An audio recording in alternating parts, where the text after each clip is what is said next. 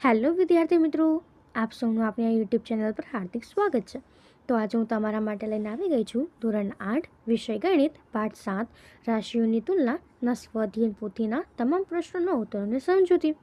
તે પહેલાં તમે જો આપણી ચેનલને લાઇક શેર અને સબસ્ક્રાઈબ ન કરી હોય તો તે જરૂરથી કરી દેજો. તો ચાલો આપણે આ સ્વાધ્યાય પોથીના તમામ પ્રશ્નોના ઉત્તરોની સમજૂતી મેળવીએ. તો અહીં આપણો પહેલો પ્રશ્ન છે, સાચું વિકલ્પ પસંદ કરીને બોક્સમાં લખો. તેમાં આપણો પહેલો પ્રશ્ન છે કે 6 કિલોગ્રામ અને 8 મીટરનો ગુણોત્તર શું થશે? તો એનો આપણો સાચો ઓપ્શન થશે ઓપ્શન એ 3:4. એના પછી બીજો પ્રશ્ન છે 5, 8 ખાલી જગ્યા 40 સંખ્યાઓ સમપ્રમાણમાં છે, તો તે થશે બી 25. એના પછી ત્રીજો પ્રશ્ન છે ખાલી જગ્યાના છેદમાં 18 બરાબર 2/3, તેનો જવાબ થશે ઓપ્શન બી 12. ચોથો પ્રશ્ન છે કે પંખાની પડતર કિંમત ₹1200 અને નફો ₹240 લેવો હોય તો વેચાણ કિંમત શું થશે? તેનો જવાબ આવશે ઓપ્શન બી 1440. એના પછીનો પાંચમો પ્રશ્ન છે કે ₹1600નું કેટલા ટકા લેખે 2 વર્ષનું સાદું વ્યાજ એ ₹256 થાય? તેનો જવાબ થશે ઓપ્શન સી 8. એના પછીનો આપણો પ્રશ્ન છે કે ₹2400ના ડ્રેસ પર ₹288 વળતર મળે છે, તો આ ડ્રેસ ઉપર કેટલા ટકાનું વળતર મળ્યું હશે? તેનો જવાબ થશે ઓપ્શન ડી 12. સાતમો પ્રશ્ન છે કે ₹5000નું 2 વર્ષનું 8% લેખે ચક્રવૃદ્ધિ વ્યાજ એ સાદા વ્યાજ ખાલી જગ્યા હોય તો એનો જવાબ થશે ઓપ્શન એ 1 કરતાં વધારે. તો હવે એના પછીનો આપણો પ્રશ્ન 2 છે કે નીચેની ખાલી જગ્યાઓ પૂરો, જેમાં આપણો પહેલો પ્રશ્ન છે કે ₹5.50 ગુણોત્તર, તો તે થશે 10:1. આના માટે સૌપ્રથમ આપણે રૂપિયાના પૈસામાં ફેરવવા પડે. એના પછી બીજું છે કે 100 કિલોમીટર અને 220 મીટરનો ગુણોત્તર ખાલી જગ્યા છે, તો ઉપરની જેમ જ આપણે જે 10 કિલોમીટર છે એને મીટરમાં ફેરવી દેવાના, તો એનો જવાબ થશે કે 500:1. ત્રીજો છે ખાલી જગ્યા 7, 18 અને 21 સંખ્યાઓ સમપ્રમાણમાં છે, તો તે થશે 6. એના પછી ચોથું છે કે ગુણોત્તર 3:4 ટકામાં ખાલી જગ્યા લખાય, તો તેને લખાય 75%. એના પછી પાંચમો પ્રશ્ન છે કે 25 વિદ્યાર્થીઓમાં 72% વિદ્યાર્થીઓ ગણિતમાં હોશિયાર છે, તો ખાલી જગ્યા વિદ્યાર્થીઓ ગણિતમાં નબળા છે, તો તે થશે 28% લખો. છઠ્ઠો પ્રશ્ન છે એક્સના 12% એ 48 છે, તો એક્સ બરાબર આપણો 400 થશે. આપણે કરી શકીએ કે એક્સના 12% એટલે એક્સ ગુણ્યા 12/100 એ આપણને આપ્યો છે 48, તો આપણે એક્સને શોધી શકીએ. એના પછીનો સાતમો પ્રશ્ન છે કે ₹1500ના ટેબલ ઉપર 12% વળતર મળે છે, તો તેની વળતર કિંમત એ આપણી ₹180 થાય છે. તો હવે એના પછીનો આપણો ત્રીજો પ્રશ્ન છે નીચેના વિધાનો ખરા છે કે ખોટા તે જણાવો. તો આપણું પહેલું વિધાન છે કે ₹1800ની સાડી 10% વળતરની ખરીદતા સાડીના ₹1790 આપવાના થાય, તો આપણું આ વિધાન ખોટું છે. બીજું છે કે ₹3200ની વસ્તુ પર 5% GST ભરતા વસ્તુના ₹3205 આપવા પડે, તો તે પણ ખોટું છે. ત્રીજું છે કે ગુણોત્તર 3:5 એટલે કે 60%, તો આ વિધાન આપણું સાચું છે. ચોથું છે ₹1200નું 8% લેખે 2 વર્ષના સાદા વ્યાજે વ્યાજ મુદ્દલ ₹192 થાય, તો આ વિધાન ખોટું છે. પાંચમો પ્રશ્ન છે કે ₹1000નું 10% લેખે 6 માસનું સાદું વ્યાજ એ ₹50 થાય, તો આ વિધાન પણ ખોટું છે. અને છઠ્ઠું, કોઈપણ રકમનું સરખા વ્યાજના દરે પહેલા વર્ષનું સાદું વ્યાજ અને ચક્રવૃદ્ધિ વ્યાજ એ સરખું હોય, તો આ વિધાન પણ આપણું ખોટું થશે. તો હવે એના પછીનો આપણો પ્રશ્ન છે કે નીચેના પ્રશ્નોનો જવાબ આપો. જેમ આપણે દાખલા છે તેમાં આપણો પહેલો પ્રશ્ન છે કે એક ગામની કુલ વસ્તીના 70%ને ક્રિકેટ અને 20%ને ફૂટબોલ પસંદ છે, બાકીના લોકોને અન્ય રમત પસંદ છે. જો અન્ય રમતો પસંદ કરનાર માણસો એ 2000 હોય તો તે ગામની કુલ વસ્તી કેટલી હશે? તો એના માટે સૌપ્રથમ આપણે લખીએ કે અહીં જે ક્રિકેટ પસંદ કરનાર વ્યક્તિ છે તે 70% છે અને ફૂટબોલ પસંદ કરનાર એ 20% છે. તો જે અન્ય રમત પસંદ કરનાર જે છે તે થશે કુલ 100%, એમાંથી 70% ક્રિકેટવાળા અને 20% ફૂટબોલવાળા, એને આપણે બાદ કરી દઈએ, તો તે થશે 100 ઓછા 90 અને તે આપણી પાસે થશે અન્ય વસ્તુ પસંદ કરનારા 10% લોકો. તો અહીં આપણે ગુણોત્તર લઈએ માણસ અને ટકાનો.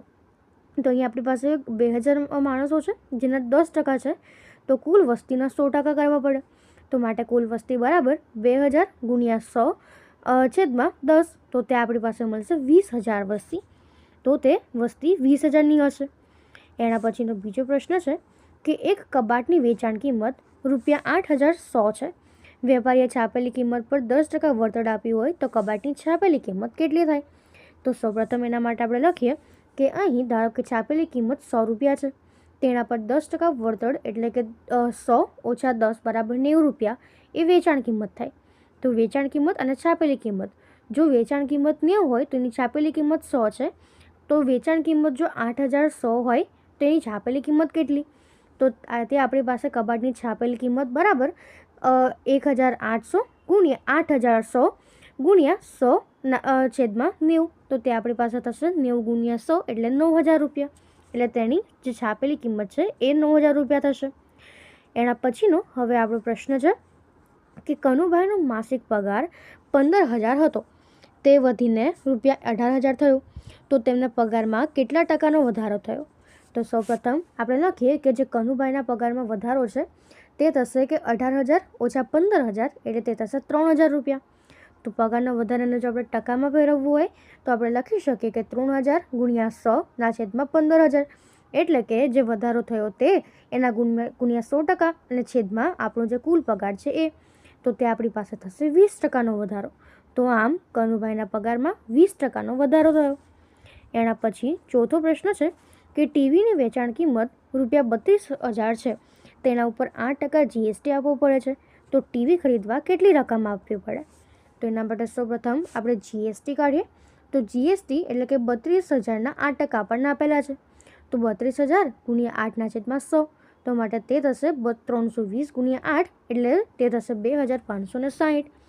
તો હવે ખરીદવા માટે ચૂકવવી પડતી રકમ બરાબર વેચાણ કિંમત વત્તા GSTની રકમ. તો આપણી વેચાણ કિંમત છે 32,000 વત્તા જે GST આવ્યું 2,560, તો તે થશે 34,560. તો જો આપણે ટીવી ખરીદવું હોય તો આપણે ₹34,560 આપવા પડે.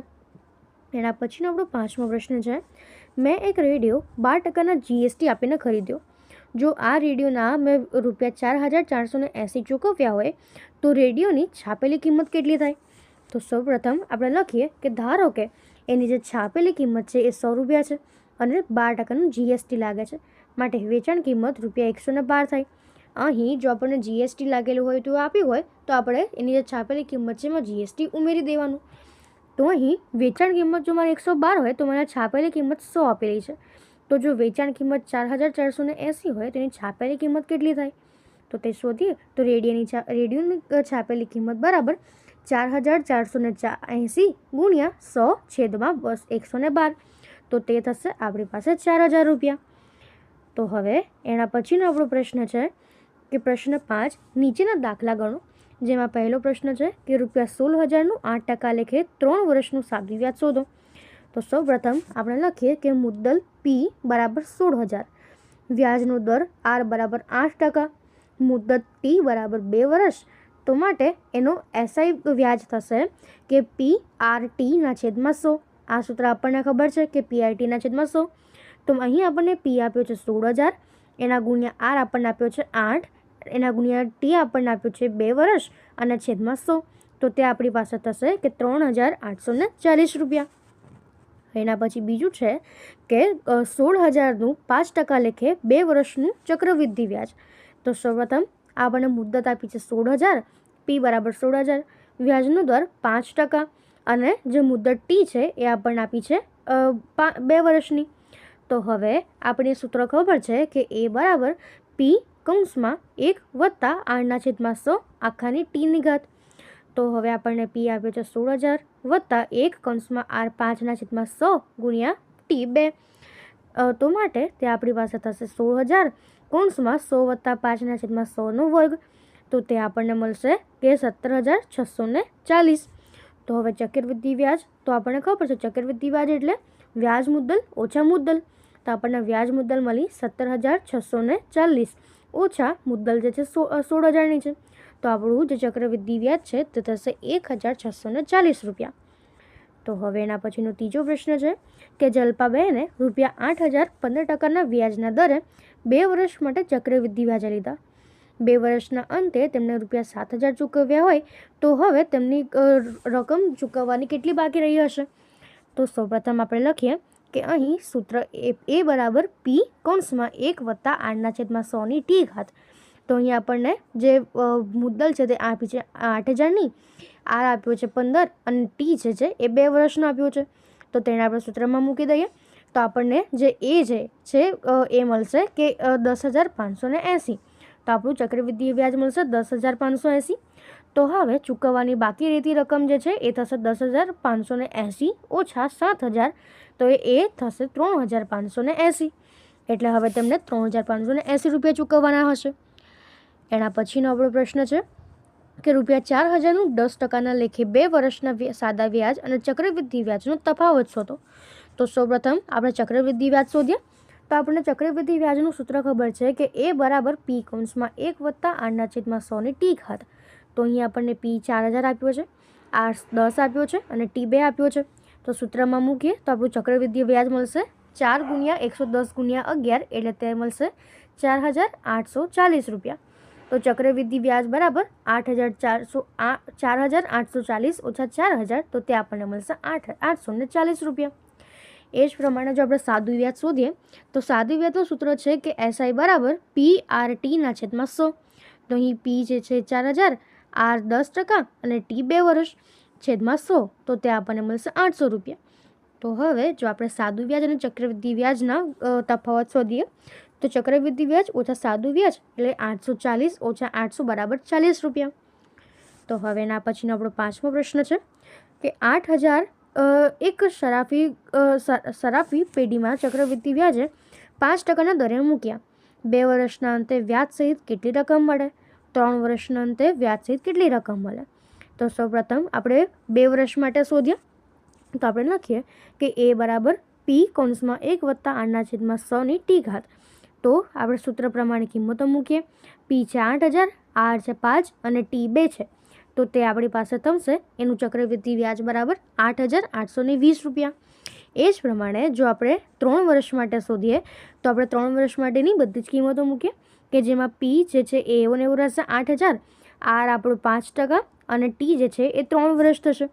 તો એ પ્રમાણેનું આપણું ચક્રવૃદ્ધિ વ્યાજ જે છે તે આપણને મળશે કે 9,261 રૂપિયા. તો આમ 2 વર્ષના અંતે વ્યાજ સહિત ₹8,820 અને 3 વર્ષના અંતે વ્યાજ સહિત ₹9,261 રૂપિયા થાય. તો હવે એના પછીનો આપણો પ્રશ્ન છે કે જાતે કરીએ, જેમાં પહેલું છે કે તમારા ગામની પોસ્ટ ઓફિસની મુલાકાત લઈને તેમાં બચતના વિવિધ સમયગાળા વ્યાજ દર જાણો અને તેને નોંધો. તો આ પ્રવૃત્તિ અને એના પછીની પ્રવૃત્તિ છે કે તો કોઈ દુકાન અથવા મોલની મુલાકાત લઈને માહિતી મેળવો. તો આ જે છે એ પ્રવૃત્તિઓ તમે જાતે કરી શકો છો અને તમે તમારા જે ફ્રેન્ડ્સ છે તેની સાથે બી કરી શકો છો. તો આ પ્રમાણેની મેં પ્રવૃત્તિ કરીને લખેલી છે, તો તમે આ પ્રમાણે બી લખી શકો છો. તો અહીં આપણો આ જે સ્વાધ્યાયન પોથીના પ્રશ્નો છે પૂર્ણ થાય છે. જો તમને આમાં કોઈ પણ ડાઉટ હોય તો તમે કોમેન્ટ સેક્શનમાં જરૂરથી જણાવી શકો છો અને આપણી ચેનલને લાઇક અને સબસ્ક્રાઈબ જરૂરથી કરી દેજો. Thank you.